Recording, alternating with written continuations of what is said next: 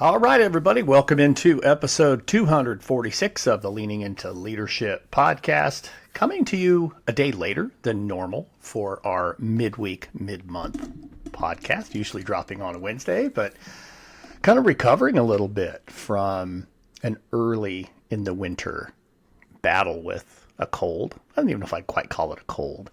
It might have just been a general malaise, if you will. Nearly 7 solid weeks on the road with travel, wrapping up last Friday. And so I think I just needed a couple of days to let my body catch up and get healed up. So there you go. I've probably shared more than I needed to, but I am ready to rock and roll. And I'm super excited about this solo episode because from time to time, I get questions from the leaders that I support all over the country and sometimes from listeners and viewers like yourself about specific topics. And today's topic comes from a handful of different conversations, coaching conversations I've had in the last few weeks, along with some work that I did 2 weeks ago, last week. See, the brain fog from the travel, right? Last week in North Carolina, working with middle school principals through our North Carolina Mid-Level Education Program, NCMLE, through our partnership with them. We had some conversations. All of these different conversations that I'm talking about revolve around that piece in leadership, that topic that every one of us faces, regardless the walk of life we are in. Every one of us that is in a leadership role has to deal with, even though we don't want to, the hard conversations. Tough conversations, crucial conversations, whatever phrase you want to put on those, every single one of us have to deal with those tough conversations. You know, in those moments, that's when the emotions run high. That's when the stakes can be particularly high. And honestly, silence or avoidance as the leader may lead to only eroding of trust or damaging the culture that you've worked hard to build.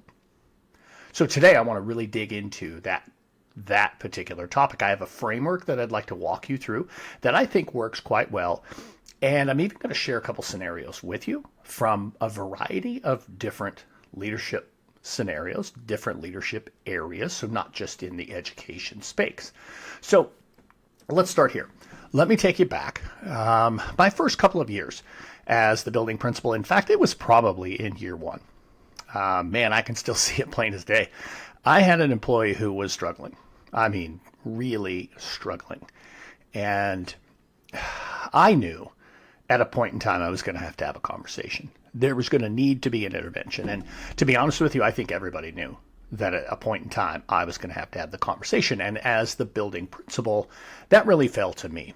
That's not something that you delegate. You need to be the one to have those tough conversations when they come around. But in this particular case, I just avoided it. I kept telling myself, hey, if I give them a little space, maybe this will just magically correct itself. Or sometimes I would just tell myself, now is just not the right time to have that conversation. Yeah, well, you know how that played out. Yeah, the issue did not go away. In fact, it got worse. And now I have students who are suffering from it. I have staff members who are really questioning what's going on. There was some friction, I think, within our leadership team about it. And honestly, I think there were probably people, and rightfully so, that were questioning whether or not I was willing to do the hard stuff as a leader. The truth is that was a moment where one of my early lessons in leadership was taught. And that particular lesson was this. If you want to be a clear leader, you have to have courageous conversations. And if you're going to have courageous conversations, it requires skill, not just guts, not just bravery. So that's what today is all about, is helping you build the skill, to give you some tools to put in your tool belt to say, hey, I know I got to have one of these tough conversations. Maybe, just maybe, let me lean into this framework that Darrin provided us here on Leaning into Leadership. Now, before we jump into that, I just want to thank our partners at DigiCoach. Man, I'm so excited to have this partnership with my friends at DigiCoach. I know you've heard me talk about it here on the podcast many, many times, but as a leader, you can't fix what you don't see. You've got to be visible. You've got to be out and about in the workspaces. And as an educational leader, that means you need to be in the classrooms. That's why I love so much partnering with DigiCoach. You see, DigiCoach helps leaders simplify the complexity of walkthroughs so they can focus on what really matters most: our people, student outcomes, and the growth of both students and our people. With DigiCoach, you get into classrooms, you capture clear data in real time. It's quick, it's easy, it's right there in your hand. And then you turn what you observe into meaningful coaching conversations. Because the reality is, when it comes to feedback, when it is consistent, when it's supportive, when it's focused on growth, that is when school culture really thrives. If you are ready to make walkthroughs quicker, clearer, and much more purposeful, go to digicoach.com and mention that I sent you for some special partner pricing. Once again, that is digicoach.com. Tell them Darrin sent you. All right, let's dive into this conversation. Why is it that the crucial conversations are so meaningful? And for that matter, why are they so intimidating? Why are they so scary? See, as you've heard me say many, many times, leadership is about clarity. It's about alignment. It's about your culture. It's about all the things you do. And nothing impacts those more than being able to handle those tough conversations. When I look back at one of my very, very favorite books, Crucial Conversations, we learned that from the authors of that particular book that 3 things are true when a conversation genuinely becomes crucial. First, the stakes are high. Second, emotions are strong. And third, opinions are going to vary. So don't avoid these conversations. Do not stay away from them, because what we tend to avoid them for, the reasons we think we should stay away from them. Number 1 would be let's try to prevent conflict. No, you're just reinforcing it if you avoid the conversation. It doesn't prevent conflict. It plants conflict. Maybe it's, I'm worried about the relationship between me and that individual. If you avoid the difficult conversation, in truth, that fractures that relationship because you don't care enough to hold them accountable, right? Brene Brown, clear is kind. Going into these conversations, and when I walk through the framework, I think that will be even more clear to you. You've got to be willing to have those conversations, and don't worry about, is that going to fracture the relationship? Ignoring it, staying away from it, because eventually it'll come to a head. That's what'll fracture the relationship, not sitting down and having the conversation. Sometimes it's, I'm worried about the culture in my school, so I'm gonna just kind of give that some space and see what happens. Yeah, that erodes your culture, because if you don't do something about it, everybody else is watching. See, that's what happened to me. I thought in that particular case I described earlier, let's give it a little space. Maybe it'll magically fix itself. Maybe this isn't the right time. People were reporting to me, here's the problem. They were looking for leadership. They were looking for somebody to take the action. So people are watching you. So if you think avoiding the hard conversation is going to preserve your culture, unfortunately, that's the opposite. It's going to erode your culture. Again, I've seen it all play out, right? On both sides of it, both having the tough conversations and avoiding them. So let's get into it. Let's talk about this 8-step framework that will help you lead in the hard moments. Those moments when you really need clarity, when you need courage, and you need compassion. Before I jump into the framework, let me just say this really quick. I think a common misunderstanding about hard conversations is that you have to be just so firm and so aggressive and so directive. You don't. You really don't. I'll be honest with you. I worked under a principal as an assistant principal who was the master of these types of conversations. He would have the tough conversation and people would leave his office patting him on the back and shaking his hand and smiling because of the way he manage those conversations. I learned a lot from him. And honestly, a good chunk of this particular framework comes from what I learned from Dr. Wendling when I worked with him. So, all right, let's dive into this here. Okay, 8 steps. Crucial conversations, leadership framework. Here are the 8 steps. Number 1, start with the heart. Number 2, master your story. Number 3, make it safe. Number 4, describe the gap. Number 5, invite their perspective. 6, work to have joint problem solving. 7, clarify the commitments. And 8, follow up. So here we go. Let's start with number 1. Start with the heart. What do I mean by that? What I mean by this, and by the way, the first 2 steps are the pre-work. These are things you do before you get into that conversation. These are things that happen before you even sit down with the individual. This is for me, staring at the windshield conversation with myself. Start with the heart. It includes questions like this. What is it that I want for this employee? What is it that I want for my relationship with this employee? What is it that I want for my organization? How am I going to show up for this conversation? You see, everything to do with what your intention is with the conversation will determine the impact you have by having the conversation. Starting with your heart simply means lead with compassion. And the first question I said was, what do I want for the employee? Not every hard conversation that I go into, I want the employee to resign. That's not the point. But I have to frame in my mind, what is it that I want for them? And a part of what I want for them is I want them to feel safe in the conversation. I want them to understand that I'm not here to get them. I'm not here to, to run them out the door, or to put a box in front of them and say, okay, let's go load your stuff and get out of here. No. I want them to grow. I want them to improve. I want them to get better. What do I want for a relationship? I want our relationship to get stronger. I want to maybe grow this relationship so that I can help coach and support them. Maybe it's a situation where you have an employee who has some type of a substance abuse problem. What do you want for them? You want them to get healthy. You want them to have an opportunity to save their career. That's a situation I've been through as well. You got to think about, starting with the heart, what is it that I want for the employee? Step number 2. Master your stories. Again, this is pre-work. This is staring at the windshield time. This is rehearsing it in the office. This is you thinking this through. We have this tendency as leaders. Well, no, I'll take that back. We have this tendency as human beings to make assumptions, to fill in the gaps when things are missing. Because the reality is any situation, whatever that situation might be, you only know part of it.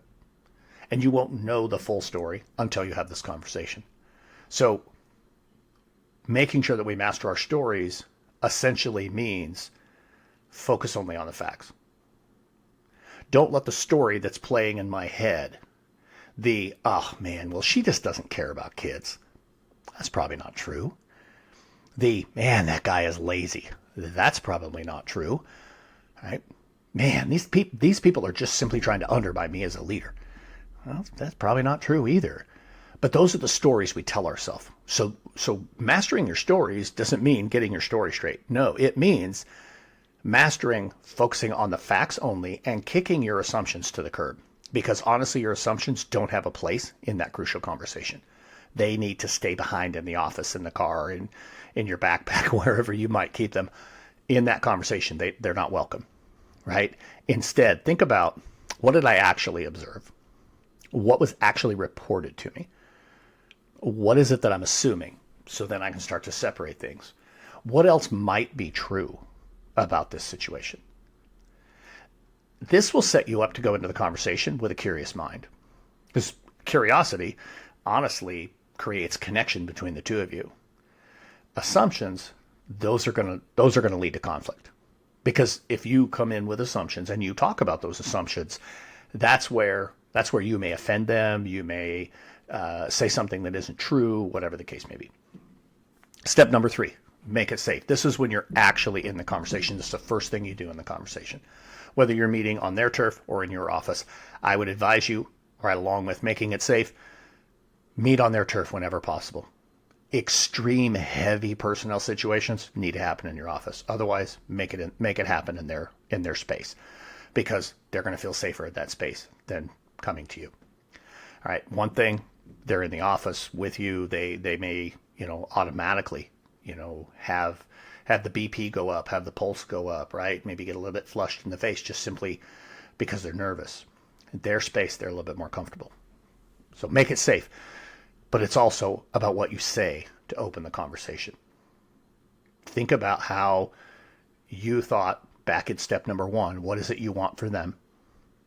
What is it you want for the organization, and how are you going to show up?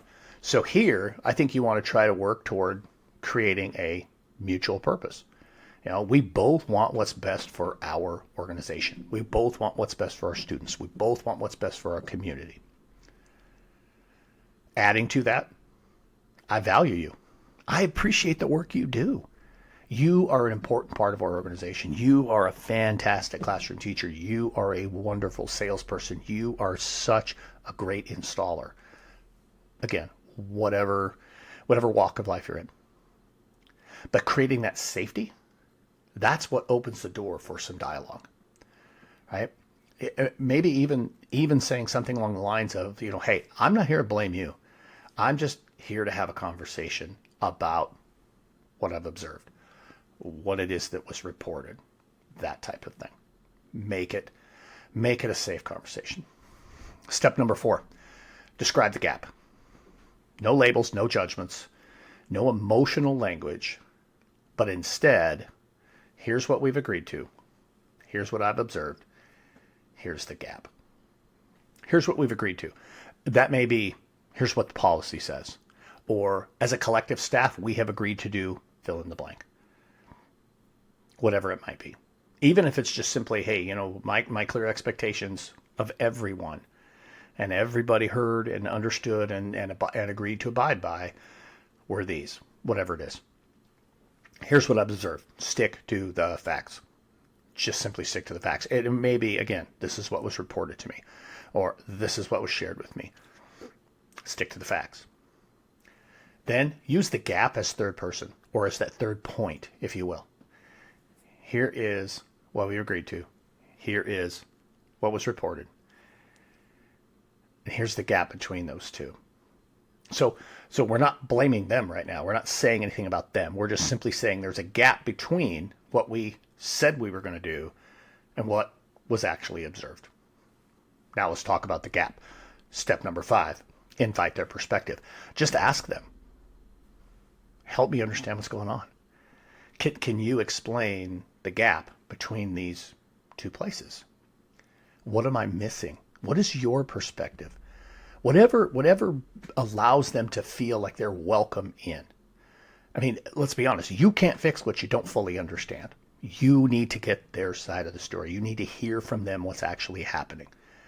Also, from a legal perspective, you have to give them due process. This is essentially their due process place. But that's not how we're approaching it. We're not saying, give me a written statement. It's, here's what we agreed to. Here's what was observed. Tell me about the gap. Give me your perspective. By inviting in their perspective, now, number 1, you should see their shoulders come down. They should be like, okay, here's what happened from my point of view. You're giving them the opportunity to give you their point of view. It's important. And that moves you into step 6, which is joint problem solving. Once you have their perspective and you've got everything, now you have all the facts. Now, shift the conversation away from what happened to the future. Could be something just as simple as asking them, what do you think our next step should be? Or what kind of support or training do you need? What help do you need from me? Or how do we prevent this from happening again in the future? When we give them the opportunity to design their own solution or to put ideas on the table with us for that solution, man, that's going to go so much further. That's what we're really looking for. They're going to be invested in the solution, not simply given a directive, go do this or else. We've all been in those kind of conversations too. They don't go where you want them to go. Step 7, clarify the commitments. Be specific. Get it in writing. Make sure it's time bound. What exactly is going to change? By when will it change? What will success look like? And how are we going to know? So those conversations, that's part of that conversation with that person. What exactly is going to change? When will it change? What does success look like? How are we going to know? Clarify those commitments, because if you don't, it's just a good talk. And hey, a good talk, you might walk out of there going, yeah, I felt good about that. But did you actually get to what you hoped for back in step one? This is what I want for the employee. This is what I want for the organization. Did you get there? Without making commitments, it's not going to happen. I would highly suggest this. When you are making the commitment, when you are on that how will we know and by when, put a follow-up meeting on the calendar with them right there. Get it on the calendar so there's no question, hey, I'm going to come back next Friday and we're going to have another conversation, and just check in and see how it's going. Put it on the calendar so they know, hey, there's some accountability here. We're going to follow up. Then when you get back to your office, send them a follow-up email. So critical for a multitude of reasons. But number one, clear commitments. You're sending that email, summarizing the conversation. You're talking about what's going to change, by when it's going to change, what success could look like. How are we going to know? I've set up this follow-up meeting with you. If you have any further questions, if you need any further support, please, please, please let me know, that kind of thing. Number one, it's documentation that the conversation took place. It's important to do it. It really is. Because in the moment, they may not remember everything that was said. This gives you an archive of, here's what our conversation was. And if they don't agree, they can certainly email back and say, well, yeah, but I think this is what we said here. That's fine. Send that follow-up email, which leads right into number 8, follow-up. Follow-up signals to them, hey, this conversation mattered to me. This conversation is important. You want to make sure, again, that you've set that follow-up meeting. You want to reinforce progress so you know what it is you're looking for. Stop by even before when that meeting is scheduled and see if what it is. Maybe they've been showing up to work lately, or showing up late to work. Go check in the area, not the next day, but maybe a couple of days later. Just go check in, see if they're on time. And if they are, just say, hey, you know what? Good job. I want you to know I appreciate you. That's it. You're following up, right? If there are setbacks, address them immediately. You go down a couple days later and they show up late again. Time to have another conversation, right? Document whatever when it's necessary, right? Accountability is going to really be an important piece when it comes to your culture.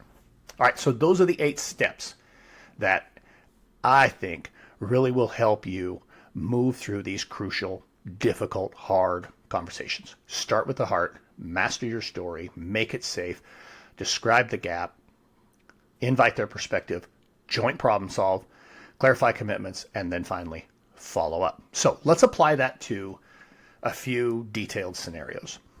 Just something kind of simple. I'll kind of model that for you so you have an opportunity to kind of process that and think about it. Our first scenario is going to come from education. Obviously, that's where the bulk of my background is, so I want to start in the education space. In this particular scenario, you have a staff member who's not following safety protocols. So the employee, Miss Collins, has been skipping out on her hallway supervision, which obviously creates safety concerns. Now, obviously the pre-work, what assumptions do I have versus what are the facts? 3 of the last 6 days, Miss Collins has not been in the hallway. That's fact. Miss Collins just doesn't seem to care about being in the hallway. That's an assumption. You've got to do that pre-work. What is it that I want for the employee? Well, number one, I want her to actually show up in the hallway. It's important. That's what I want for her. That's what I want for the organization. But I also want her to take some ownership of that, right? Okay, make it safe. Start the conversation. Miss Collins, the relationships that you build with students are so powerful, and I genuinely value them. I know how much you care about our kids. Then it's time to describe the gap. We've agreed that all staff supervise hallways during transitions. This week, I've observed 3 transitions where your hallway was unsupervised. What's going on during that time? What's making it difficult to be out there? Describe the gap. Invite her perspective. And she may say something like, she's busy prepping materials or responding to parent messages. Okay, whatever her response might be. So joint problem solve. Hey, let's look at what really has to happen during that window of time. What's really important versus what maybe could be done a little bit later. What can wait until after we're done with the transitions? What support might you need in order to help you be present? And then simply clarify the commitment. So starting today, you'll be out during all transitions, and I will check in Friday morning to see how it's going. Get back to the office, send a follow-up email. Second one, this is a construction one. This one, you have a crew leader who is disrespecting team members. Man, this could happen in any leadership scenario, but we're going to use construction this time. So Nate is going to be our individual, and he is technically excellent, but Nate has a problem snapping at his coworkers. So where do we begin? We start with making it safe. Nate, your skill is unmatched, and your crew looks right to you for leadership. My goal is to support you so the crew performs at its best. In the last 2 weeks, I've watched frustration boil over on your part. As example, Tuesday, you told George, how many times do I have to explain this right in front of everyone? And honestly, with a very loud tone. The whole crew honestly shut down their work. What's creating that level of frustration? Is there pressure you're feeling that I might not be seeing? Maybe it's deadlines. Maybe he's got rookies on his crew. Maybe there's some personal stress that's leading to this, right? But Nate is now going to share because we're asking him to give us his perspective. Then let's joint problem solve. What would help you communicate expectations without shutting everyone down? How can I support you with your workload or with crew training that might help folks get moving forward and maybe allow you to keep the tone down? There you go. Then follow up. Send them an email. Here's a commitment we've made. Here's when I'm going to check back in with you. All right. So, hey, Nate, moving forward, you're going to address mistakes that are done privately whenever you can, and you're going to use a calm tone. Let's check in next Thursday at lunch. We'll see how it's going. That's how you wrap up that one. And then the third one, let's talk about healthcare. In this particular case, you have a nurse who, at the end of her shift, is skipping some of the steps in the required handoff. In this case, the nurse's name is Jordan. She's an excellent nurse, but again, skipping some critical handoff fields. Make it safe. Jordan, patients trust you, and your care is exceptional. This conversation is about supporting the team and ensuring all patient safety. Describe the gap. In the last 4 handoffs, medication updates and assessments were missing. This forces the next nurse to have to track down all of that information. But what's happening during handoff time, and what's making it difficult for you to complete the full report? She may say something like, the report to me feels redundant, or, I just feel like my workflow is super rushed at the end of my shift. Okay, well, let's joint problem solve. What changes could help? Is there something we could do to streamline part of your workflow, or something to do with how how we could adjust handoff timing for you so that all of these reports could be done complete? Right. Then clarify the commitment. So Jordan, starting today, full handoff routines will be completed. We're going to get back together Monday, 10 a.m. and check in on your progress. Send the follow-up email, check in on Jordan.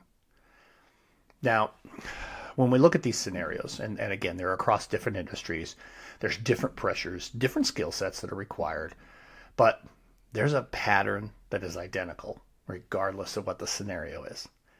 First and foremost, leadership is about people. Right? You've heard me say it on the show a whole bunch. We're in the people business. Second part that is a common theme throughout, people work requires really courageous clarity. Requires you to be willing to step into these conversations. Again, avoiding tough conversations doesn't protect anyone. It just drags out the discomfort. it really does negatively impact your culture. And ultimately, it's going to keep your team from reaching the potential that you genuinely believe they can get to. So here is your challenge this week. Identify one tough conversation that you've been avoiding. Write the facts versus the story. Just sit down and do this exercise. Write the facts versus the story that you have been telling yourself. And then script out your opening 2 sentences. How do I lead into this conversation? What will I say to make it safe? That's a big piece. Then schedule that conversation. Use the 8-step framework. Every courageous conversation is going to strengthen your leadership. And it's like pumping iron for your leadership muscles. Go have those tough conversations. Don't be afraid of them. Be courageous, be calm, be empathetic, be open, be curious. That's what I've got for you today, folks. Thank you so much for joining me here on the Leaning Into Leadership podcast. If this episode helped to support your leadership, I would love to connect to you. Go to darrinpeppard.com or roadtoawesome.net for coaching opportunities, keynotes, leadership workshops, and of course, the Awesome Leadership Guide. Share this episode with someone who leads, someone who is navigating those tough situations, or someone who just simply wants to grow. And if you enjoyed today's conversation, please leave a review, make sure you're subscribed, and get out and share this episode with as many people as you possibly can, because it really helps us to reach more and more leaders across every sector. When you, our leaders, our followers, our listeners are sharing our work. So until next time, get out there, have a Road to Awesome week.